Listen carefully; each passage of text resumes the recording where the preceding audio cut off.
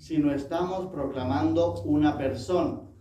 A mí me parece que es interesante que nosotros pensemos que cuando nosotros proclamamos la palabra de Dios, estamos mostrando a Dios, estamos mostrando a Jesucristo. No somos seguidores de unas ideas, no somos seguidores de unas tradiciones, somos seguidores de una persona. Y esta persona es divina. Y esta persona divina, Jesús de Nazaret, se ha encarnado, se ha hecho uno como nosotros, nos entiende perfectamente y nosotros proclamamos una persona que es Jesucristo vivo. Proclamamos la palabra de Jesucristo. Y en la medida en la que nosotros nos quitemos de la idea, nos quitemos de la cabeza esa idea de que simplemente estamos proclamando unos textos y nos metamos en la cabeza que estamos proclamando una persona viva, nuestra relación, nuestro contacto con la palabra, pues obviamente tiene que cambiar. Esa es la mística que tiene que unirnos a nosotros como lectores. Yo mientras preparaba el tema, me decían los padres que muchos de ustedes pues tienen ya años sirviendo aquí como lectores y eso pues es una gran bendición. Ya han recibido cursos y cursos y cursos. Y es importante que, pues, obviamente, que vayamos haciendo escuela, que vayamos agarrando experiencia, etc. Por eso es que yo me ponía a pensar, ahora, con una persona que ya es experimentada, como muchos de ustedes, que ya tiene una gran experiencia, bendito sea Dios, que nosotros no nos olvidemos de una espiritualidad del lector, una mística del proclamador de la palabra de Dios. Esa mística o esa espiritualidad, repito, tiene que partir de la idea de que nosotros proclamamos a Cristo vivo, Cristo resucitado. No una palabra, no una enseñanza, no unas ideas, no unos textos antiguos, sino una palabra de Dios. Y es lo que trato de infundirles, que como lectores, pues nosotros mismos hemos de tener una espiritualidad. Bien, ahora como punto tercero,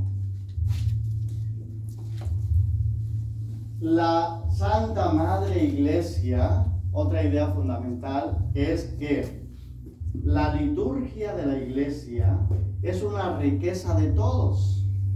Nosotros como hijos de Dios e hijos de la Iglesia, pero aparte como discípulos, porque Jesucristo es el Maestro, nosotros somos los seguidores. No seguimos unas ideas, no seguimos unas tradiciones, seguimos a una persona que se llama Jesús de Nazaret, una persona que está viva y que nosotros vamos aprendiendo de él. Por eso, qué bueno que una persona lleva mucho tiempo sirviendo y leyendo, qué bueno, y que vaya haciendo una experiencia más profunda de Dios. Y que se motive y que estos cursos, que estos encuentros, estas pláticas chiquitas de horas, de minutos, lo que sea, nos ayude a renovar nuestro entusiasmo, a aprender más, a renovar nuestra entrega, precisamente en el ministerio en el que Dios nos ha dado. Entonces les decía, la liturgia es una riqueza de toda la Iglesia. Imagínense ustedes, somos católicos de todo el mundo. Somos católicos que tenemos pues, tradiciones diferentes, lenguas diferentes, historias diferentes. Entonces la Iglesia como madre y maestra dice, yo quiero que todos los católicos del mundo se hermanen, que todos los católicos del mundo tengan bajo este manto sagrado de la Santa Madre Iglesia, que todos sean acogidos, que todos sean recibidos y que todos meditemos y celebremos el mismo misterio de Jesucristo el Señor. Por eso es que la Iglesia, en su sabiduría, tiene esa elección de los textos que nosotros proclamamos en la Santa Eucaristía. Y nadie, tampoco un sacerdote, está por encima de la liturgia de la Iglesia. Todos estamos abajo. La liturgia tiene sus reglas y esas reglas son las que a nosotros nos rigen, pero a todos los católicos del mundo. Y en la medida en la que un lector, un ministro, un servidor está atento a esas reglas, crea comunión. Crea comunión. Aunque no lo vea nadie. Aunque las personas que estén escuchando, a lo mejor pues son ya muy mayores y ya o son 2, 3 o ya no. Aunque sea como sea, aunque sean poquitas las personas que están ahí o nos encontremos en una celebración donde a lo mejor pues no hay un gran número de personas, etcétera. Pero nosotros somos fieles a lo que la iglesia nos pide y a lo que la liturgia nos manda. Nosotros estamos creando comunión. ¿Sí? Cuando un lector, cuando un ministro, cuando un ujiero, cuando un sacerdote ya se salta las normas de la liturgia de la iglesia, porque quiere innovar, porque se le hace que siempre es aburrido, porque tiene un público, pues puros muchachos que están ahí, y bueno, pues vamos a innovar para que no se nos duerman o para que no se nos aburran y vamos a entonces hacer una cosa extraña. Cuando ya, de alguna forma, un ministro, sea quien sea, ya no es fiel, ya no está siguiendo las normas que la iglesia nos pide, puede ser que pueda obtener el aplauso momentáneo, pero ya no está creando comunión, ya no está creando comunidad. Entonces, la espiritualidad del lector no solamente es proclamar, la espiritualidad del lector es unirse a Cristo Jesús, es proclamar a una persona que está viva, como decíamos arriba, pero también entrar a una comunión de reglas universales que nos ayudan a nosotros crear comunidad. Esa es la comunión de los santos. Que los lectores que estén donde estén en todo el mundo, estemos proclamando con el mismo entusiasmo, con el mismo amor, con la misma humildad y bajo las mismas reglas, la palabra de Dios. Ojalá, porque sí es muy triste, ojalá que aquí en la parroquia nosotros nos mantengamos siempre atentos y siempre fieles a lo que la iglesia nos pide en cualquiera de los servicios. Para eso es importante la formación, para eso es importante conocer. Los padres me dicen, este grupo de lectores, los ministros de comunión, tienen mucha experiencia, han recibido muchos cursos aquí y allá. ¡Qué bueno! A mí eso me alegra. Por eso les decía, pues dentro de todos los conocimientos que tenemos, que no se nos ocurra a nosotros empezar a hacer cosas raras, que en vez de crear comunión, pues nosotros empecemos a crear divergencia. Bien, cuarto punto, la palabra, las funciones de la palabra. Les decía, la palabra de Dios no es amorfa, la palabra de Dios es una persona, Cristo el Señor. No proclamamos un montón de mensajes, proclamamos una persona. Hay que tener siempre en consideraciones. Y el cuarto punto es que en la medida en la que nosotros recibamos esa palabra, recibamos a este Jesús de Nazaret, y nosotros como lectores, como proclamadores, estemos unidos a Cristo Jesús, en esa medida nosotros lo vamos a transmitir. Si un lector no está luchando por mantenerse unido a Cristo Jesús, no va a ser un buen transmisor de Cristo Jesús. Simplemente va a leerlo, simplemente va a decirlo, pero no va a comunicar ese ardor, ese entusiasmo, ese amor. No va a sentir esas palabras que está proclamando, que está leyendo. En pocas palabras, no va a transmitir a Cristo el Señor. Nosotros debemos de estar unidos a el Señor y por consiguiente debemos de conocerlo si nosotros queremos transmitirlo. ¿Sí? La palabra de Dios que nosotros proclamamos, atención, es palabra del Señor. Y en la medida en la que estemos unidos a Él como personas, con Él que es persona, nosotros transmitiremos no solamente un mensaje, sino a una persona. La misión del lector está en transmitir a Dios a través de su palabra, porque la palabra se hizo carne, no se quedó en ideas, no se quedó en moralejas, no se quedó en enseñanzas, no se quedó en cantos. La palabra se hizo carne. Cristo es la palabra de Dios encarnada. Y la mística, la espiritualidad del lector está en unirse a Cristo para poder transmitir a Cristo. A mí me parece que eso es la clave, otra de las grandes claves del lector. Todo es clave, pero esto me parece que tiene un gran fundamento. Quinto, cuando nosotros leemos, proclamamos la palabra de Dios, pues obviamente nosotros tenemos que, como les decía, conocer a la persona a la cual nosotros estamos comunicando. ¿Sí? Cuando nosotros proclamamos la palabra, tenemos que conocer a la persona que nos envía, en este caso, a Cristo el Señor. Y tenemos que mostrarlo. Es bien necesario que el lector conozca la Sagrada Escritura. No solamente que conozca los textos que se leen en la misa, sino que conozca la Sagrada Escritura. De tal forma que ese lector que está proclamando la palabra de Dios y que está proclamando a Cristo y que está entusiasmando a otros con ese mensaje de salvación, porque así al principio la iglesia no tenía libros ni tenía nada, hasta hace unos cuantos años. La inmensa mayoría de las personas no sabían leer, no sabían escribir, dependían mucho de las enseñanzas que diesen los sacerdotes y los catequistas. Ahora, si tú como un proclamador de la palabra de Dios estás unido a Cristo Jesús y lo estás transmitiendo, conócelo todo, no solo parcial. Un buen católico, un buen lector de la palabra de Dios, proclamador, tiene que conocer toda la Biblia. No es difícil que nosotros nos sentemos en nuestra casa, a lo mejor sería loable, no sé, que participemos en algún curso bíblico o ahora tantos recursos que tenemos en internet, pero que conozcamos la palabra. ¿Para qué? Para que si una persona se acerca a ti, a tiempo o a destiempo, como dice San Pablo, tú seas capaz de transmitir.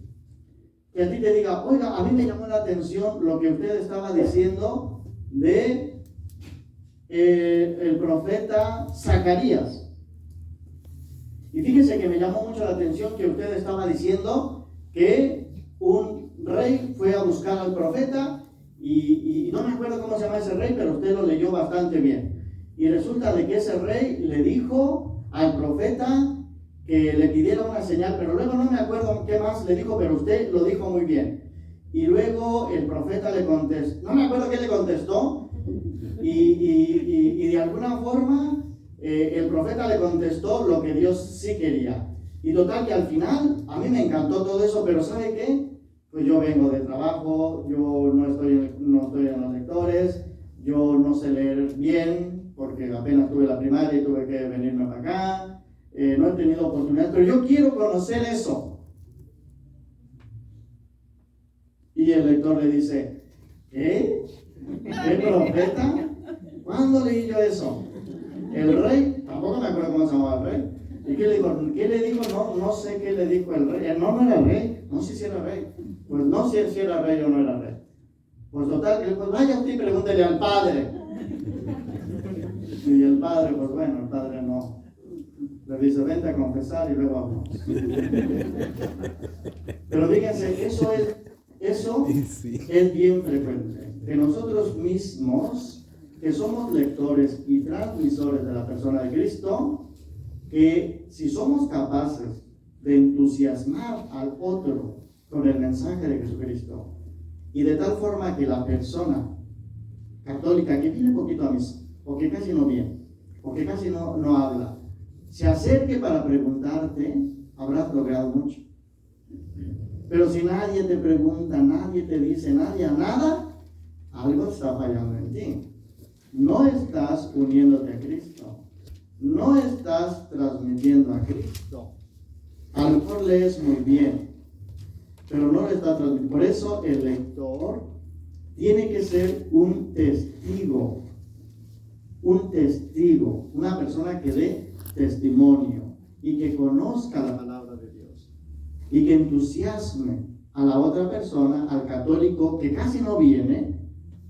Te toca leer en una quinceañera, los chamacos no contestan, la quinceañera casi no sabe. El padre llega a la mera hora, que lo hable, que un lector, en vez de decir, no, nadie contesta, ¿a qué vienen estas quinceañeras? Los chamacos no apagan el teléfono, se la pasan masticando el chicle, y entonces tú digas, bueno, pues yo leo la palabra rápido y ya perdiste una gran oportunidad de ser un testigo, de dar un testimonio, de transmitir a Cristo el Señor. Pero si hay un católico que viene cada 8 días y pues la verdad es que, padre, no tengo la concentración. Mucha gente no tiene la concentración que tienen ustedes. Mucha gente no tiene la formación que tienen ustedes. Mucha gente no tiene el valor de levantarse, de hacer una reflexión, de agarrar un micrófono, de leer delante de todo un público. Mucha gente no lo tiene. Pero si tú entusiasmas a esa gente y esa gente viene y quiere saber más, estarás cumpliendo tu misión. Un católico comprometido no es el católico que agarra la escoba y barre la iglesia, el que ayuda al padre a recoger la colecta, el que distribuye la comunión cuando le toca, el que proclama la palabra de Dios. El católico comprometido es el que está comprometido en su vida diaria. El compromiso del católico no es aquí en el edificio, porque a veces decimos, ay, esta persona es bien buena gente. Qué bueno, es un católico bien comprometido, padre, se lo presento. Ah, muy bien, mucho gusto. Ando allá en las iglesias del rancho. Y usted, pues yo soy aquí la que barre la iglesia. Pues qué bueno, mire, pues está bien limpiecita. Sí, súper limpia. Porque yo no dejo que entren esos chamacos con sus zapatos todos llenos de estiércol, que vienen de allá. No, que se limpien primero y si no, que recen afuera. Y yo no dejo que los señores se sienten aquí porque me rayan las bancas. Y yo no dejo que aquí me agarren esto que traigan flores, porque luego ya no vienen y la recojan y apestan un montón a los 3-4 días y nadie la recoge. ¿Qué católico comprometido es ese? ¿O qué católica comprometida es esa? Ese no es. Católico comprometido es el que vive su fe en el pueblo, en la casa, en el trabajo, en la familia. Por eso es lo que les digo yo. El lector y el ministro no tiene que sentirse un católico comprometido nada más porque hace la proclamación de la palabra. Bendito Dios. Bendito Dios. Ahí celebras la fe. Ahí nosotros venimos a celebrar la fe, a celebrar el encuentro con Cristo, a celebrar las maravillas de Dios, a proclamar las maravillas de Dios. Pero donde nosotros vivimos nuestra fe, pues es en el trabajo, es en la familia, con los hijos rebeldes, con los nietos desobedientes, con el marido que no quiere venir a misa, con la señora que se gasta más de la cuenta. Allá es donde nosotros tenemos que vivir la fe, ¿se entiende? Ahora, nosotros que hemos recibido este servicio, este don, este ministerio, tenemos esa doble tarea. Por una parte, de servir aquí en la iglesia en lo que tenemos, pero luego testimoniar nuestra fe. Porque si no testimoniamos la fe y tenemos de alguna forma doble cara, después no fluye la gracia de Dios no fluye y nosotros nos sentimos frustrados. Un católico que quisiera más y más y más, pero reduce la fe al aspecto celebrativo y piensa que es todo y no lo transmite después en la familia, repito, pues entonces no fluye la gracia de Dios. ¿De acuerdo? Bueno, dentro de esta mística, dentro de esta espiritualidad que tiene el lector, el siguiente punto es, hay mucha gente que al venir aquí a la iglesia, puede ser que, porque así somos, ¿verdad? Especialmente en nuestras comunidades, y más por las circunstancias que vivimos todos en este país, ¿verdad? La desconfianza y la migra y esto y lo otro. Para muchas personas, el único oasis, el único lugar donde se sienten bien, donde pueden recordar a su familia, donde pueden pedir por la familia que pues está lejos de aquí, donde pueden poner pues, ante el Señor pues las penas que tienen, las alegrías que tienen, pues es la iglesia, ¿no? Es la celebración, es la iglesia, el templo, ¿sí? Y muchos de ellos no tienen la osadía, el atrevimiento, pues de acercarse a un padre. ¿Por qué? Pues porque no se les da cosa, lo que sea. Y muchos católicos, el único contacto que pueden tener con la iglesia es el ministro. Es el ministro, el lector o el ujier o el ministro de comunión. Y si nosotros no tenemos esos modos, esos gestos, ese deseo de acogida, de amor, de paciencia hacia nuestros hermanos, no estamos siendo buenos transmisores de la gracia de Dios. No estamos haciendo viva la palabra de Dios. Atentos. Tú, al proclamar la palabra de Dios, lo estás haciendo en nombre de Cristo. La gente tiene que ver en ti a Cristo. La gente católica que está escuchando lo que tú proclamas tiene que ver los valores de Jesucristo. Esa tiene que ser nuestra tarea, que nosotros transmitamos a Cristo. Pero, por una parte, ellos tienen que ver en ti a Cristo. Pero tú como lector, tú como persona cercana a los padres, tú como servidor del altar en la palabra de Dios, como proclamador, tienes que ver a Cristo en la persona que viene también. Por una parte te tienen que ver a ti como a Jesucristo. Pero tú tienes que ver al hermano como si Cristo mismo viniera.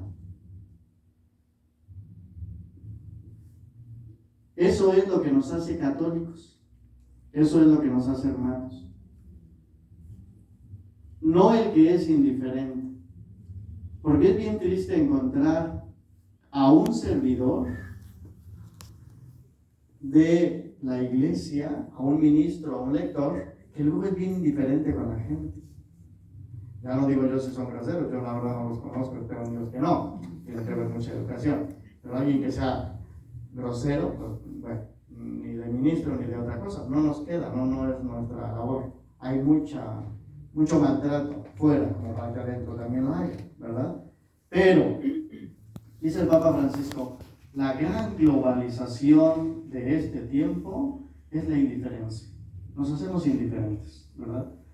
Entonces, un lector, un ministro, una persona que sirve al altar, a la vez tiene que representar a Jesucristo y que lo vean, pero a la vez tú tienes que ser humilde, saber que somos simplemente vehículos, puentes, pero que tú también veas en el otro a Cristo.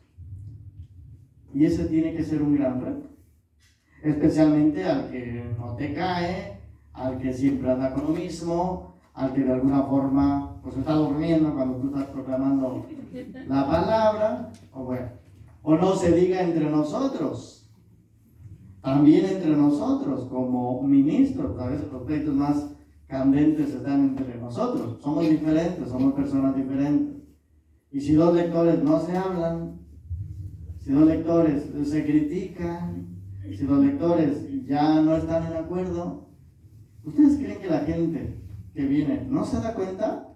Claro que sí. O la propia familia. ¿A qué vas ahí si es puro chisme, si es puro habladuría? Si entre nosotros, como dice San Pablo, si entre nosotros no nos amamos, no nos perdonamos, no vemos en el otro a Cristo, no transmitimos a Cristo, ¿cómo vamos a estar proclamando la palabra de Dios? Estamos vacíos. Estamos vacíos.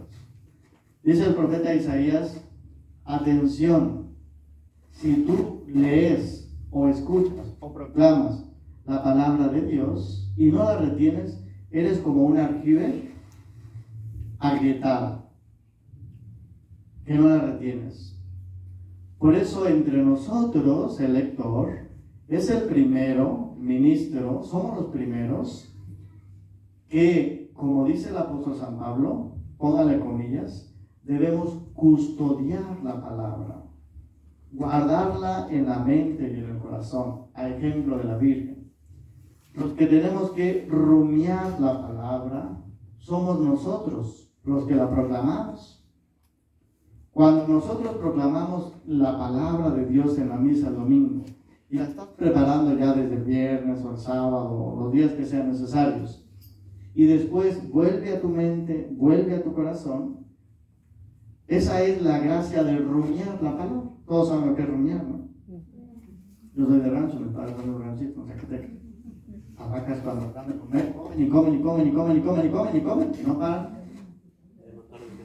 Y luego ya se van a acostar, y cuando están acostadas, les vuelve a salir la comida, les sale a la boca y la vuelven a masticar y la vuelven a pasar, ¿no?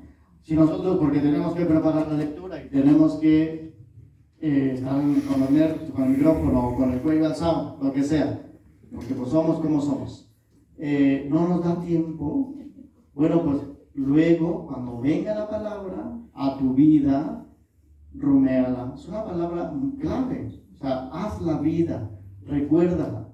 Fíjense, hay unas cosas que en el Antiguo Testamento llaman la atención.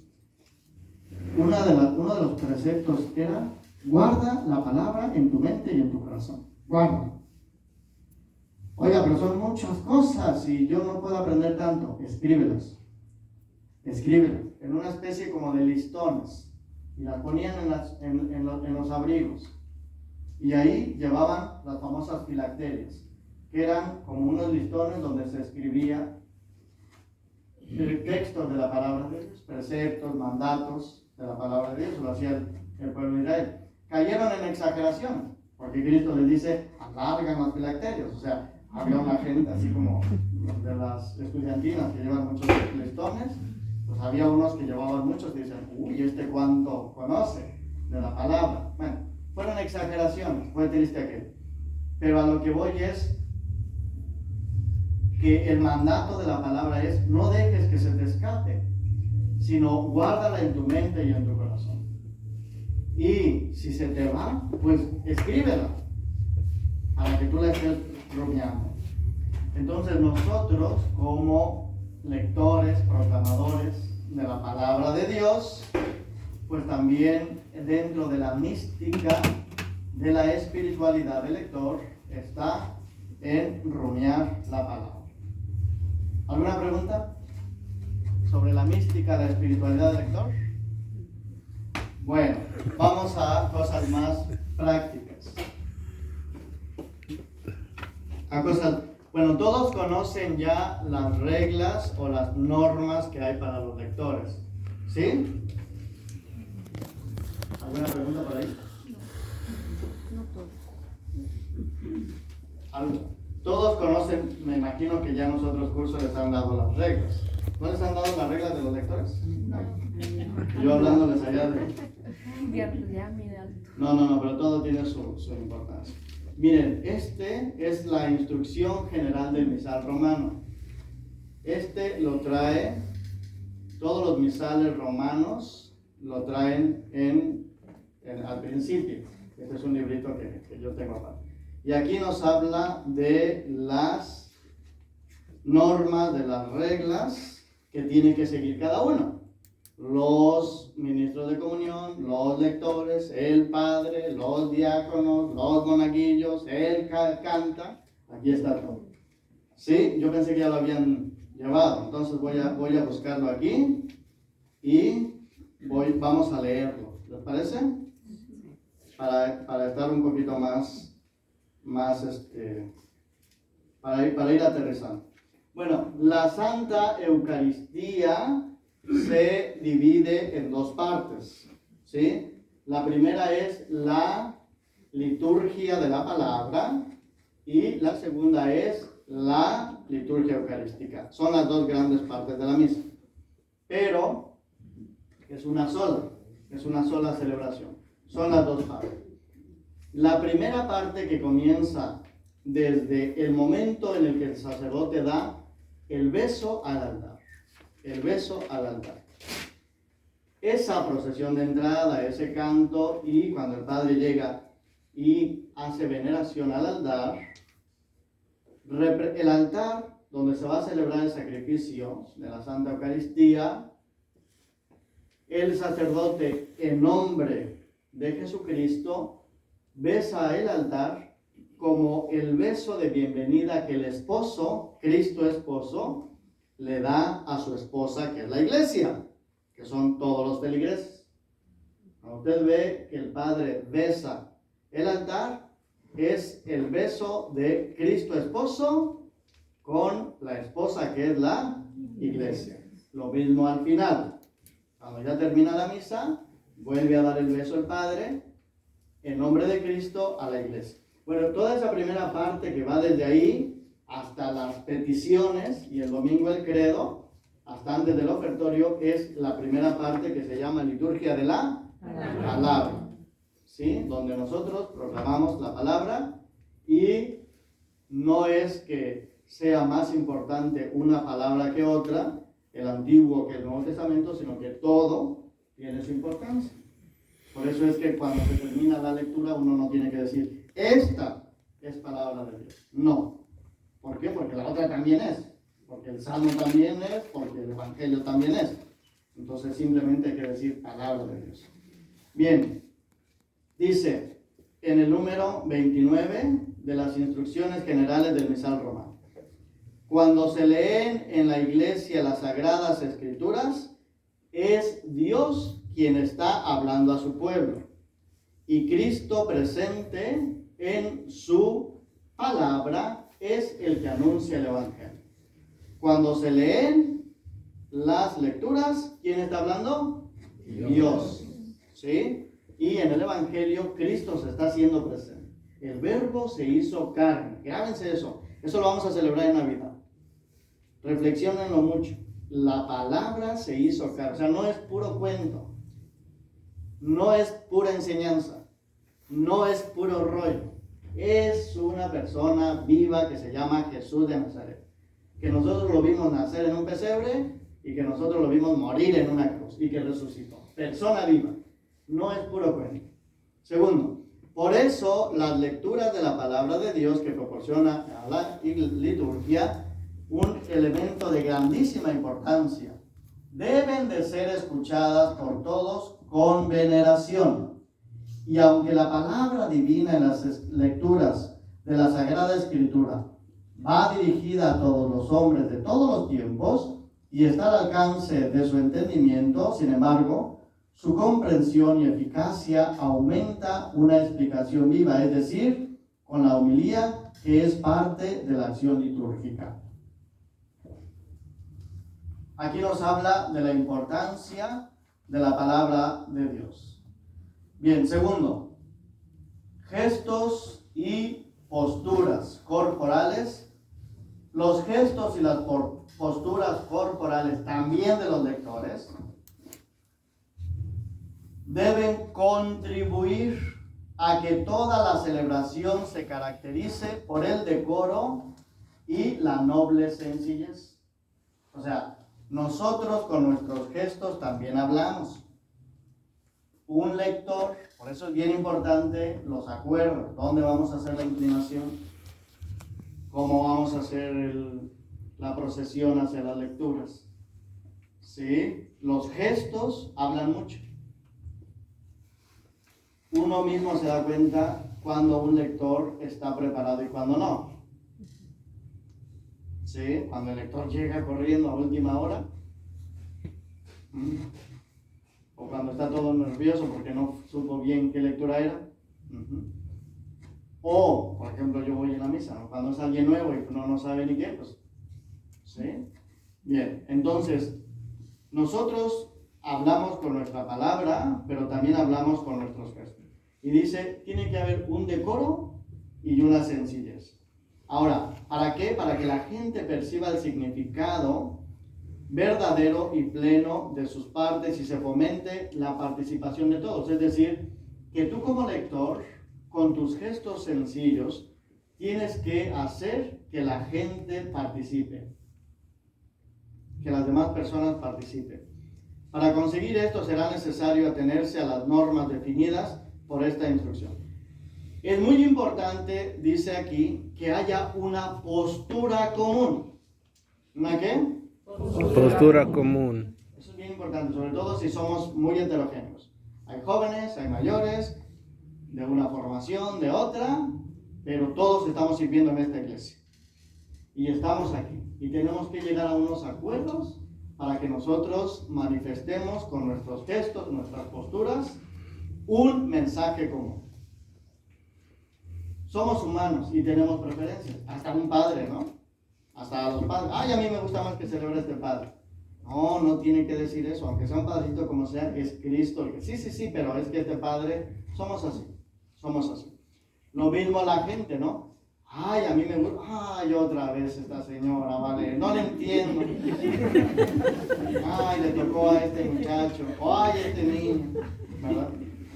¿Sí? Ahora, si todos tenemos un aspecto común, no sea el lector que sea, la gente va a estar atenta.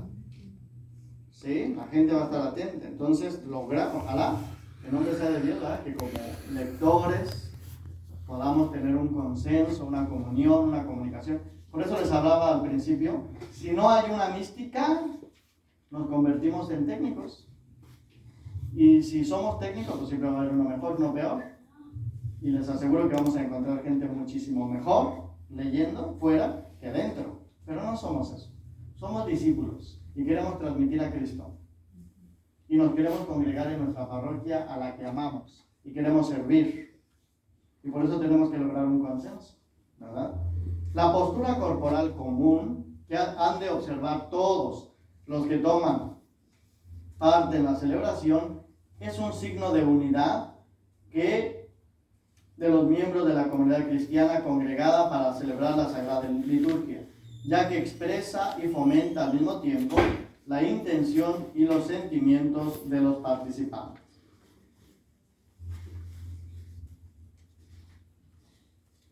Número 55.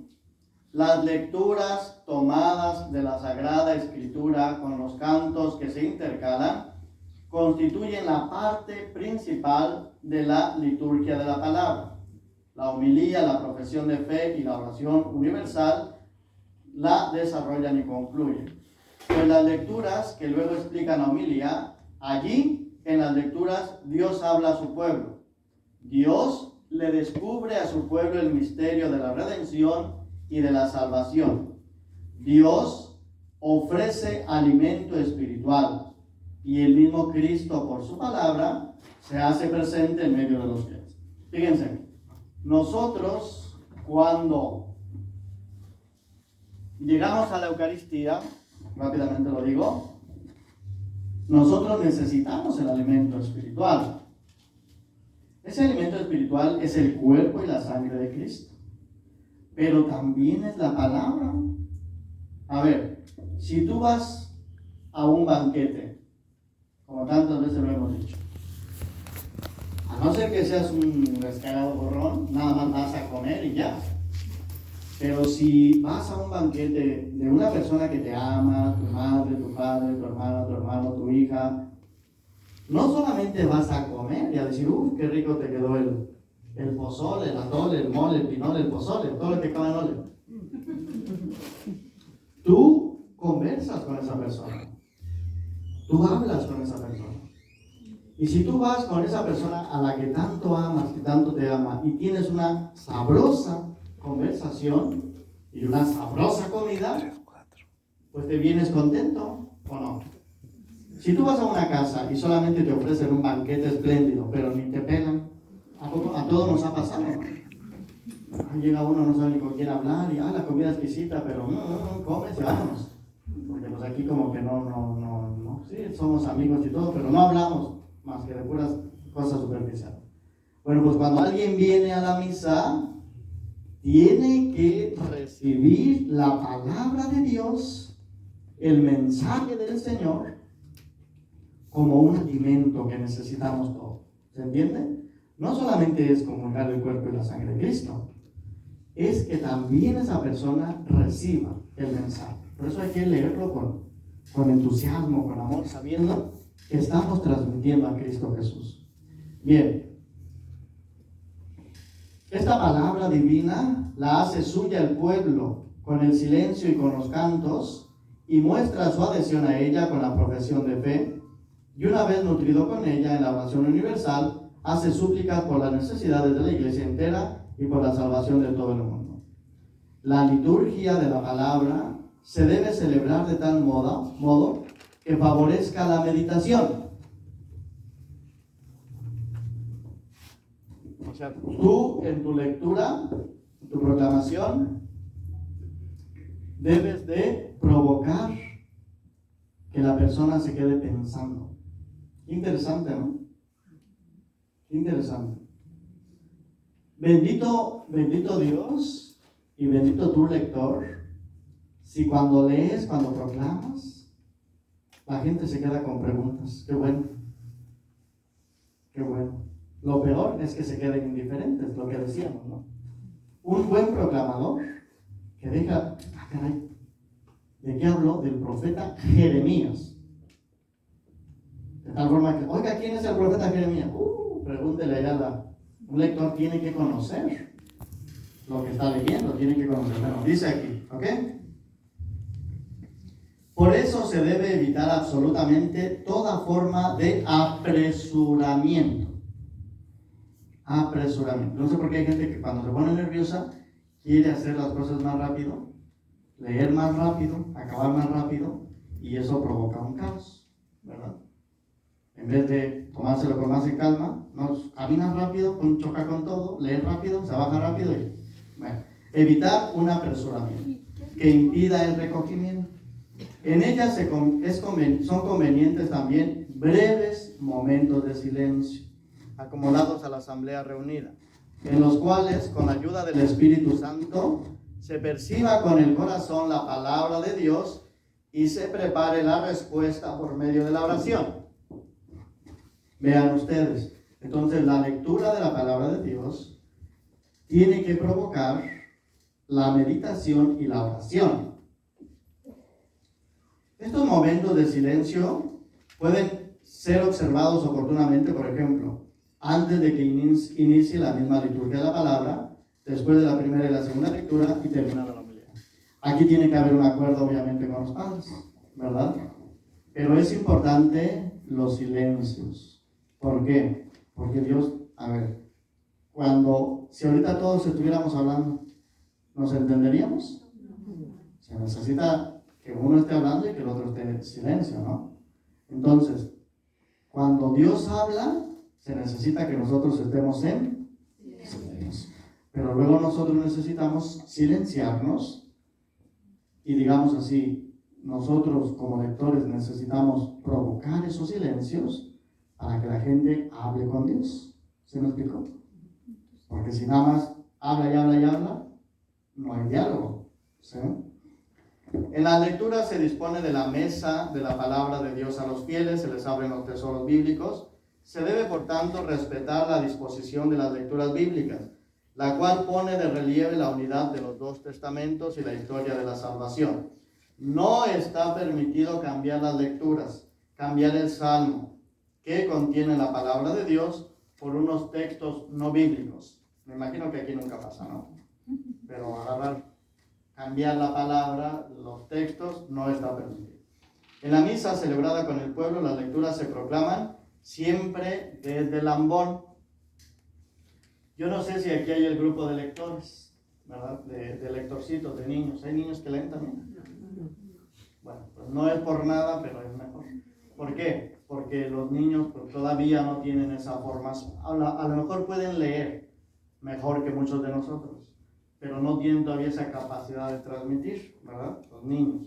Entonces, y como ellos están como están, entonces se les pone en un lugar. No, la lectura, la palabra de Dios, dice, se proclama en el ambón. el proclamar la lectura según la tradición no es un oficio presidencial. El oficio presidencial lo realiza el padre. ¿Sí? Atención. Es un servicio ministerial. Ministerial quiere decir servicio. Por consiguiente, las lecturas son proclamadas por un lector, el evangelio, por el diácono o por el padre. Cuando falte el diácono, el sacerdote lo hace, etc. Salmo responsorial. Después de la primera lectura sigue el salmo responsorial. El salmo es una parte integrante de la liturgia de la palabra y tiene una gran importancia litúrgica y pastoral, en cuanto que fomenta la meditación de la palabra de Dios. El salmo responsorial debe responder a cada una de las lecturas y por lo general se toma de leccionario. Es preferible que el salmo se cante, por lo menos en lo que se refiere a la respuesta del pueblo. Aquí lo cantan siempre, ¿no? A ver, porque los salmos son cantos. Los salmos son cantos. ¿Sí? Entonces, por ejemplo, nosotros, bueno, no sé un canto, no sé una canción, ¿verdad? Nosotros no decimos mexicanos al grito de guerra, el acero, no, y retúmbelas, no, nosotros la cantamos, tan, ¿por qué? Porque es un canto, y si un día llega alguien a decirlo, la persona no está bien porque está diciendo, está simplemente hablando un canto, ¿eh? Entonces los salmos son cantos. No sabemos las tonadas bíblicas, ¿verdad? Pero la iglesia nos recomienda que se cante al menos la antífona que el pueblo repite. Por consiguiente, el salmista o cantor del salmo debe hacerlo desde el ambón o desde otro sitio oportuno y proclama los versos del salmo mientras toda la asamblea sentada escucha. Pero si no somos buenos cantores, pues también hay que tener humildad y es mejor proclamarlo bien a mal cantar. Si no, la gente sale corriendo. ¿Cómo? Si no, la gente sale corriendo. Sí, y empieza a llover. Pero esa recomendación nos la dan también a nosotros los padres. O sea, hay partes de la misa que deben ser cantadas. El Señor esté con ustedes. Pero hay padres pues, que no cantamos. No sale. Entonces dice, si no cantas bien, mejor léalo bien. Sí. Pero, pues tampoco es que, o sea, si lo pueden hacer, yo los motivo a que lo hagan. Especialmente con las entonaciones sencillas que la comunidad conoce. Y bueno, pues aquí nadie es juez de nadie, ¿no? Solamente Dios nos juzga. Bueno. Aclamación antes del Evangelio. Después de la lectura que precede inmediatamente el Evangelio, se canta el Aleluya, otro canto establecido por la rúbrica según la exigencia del tiempo.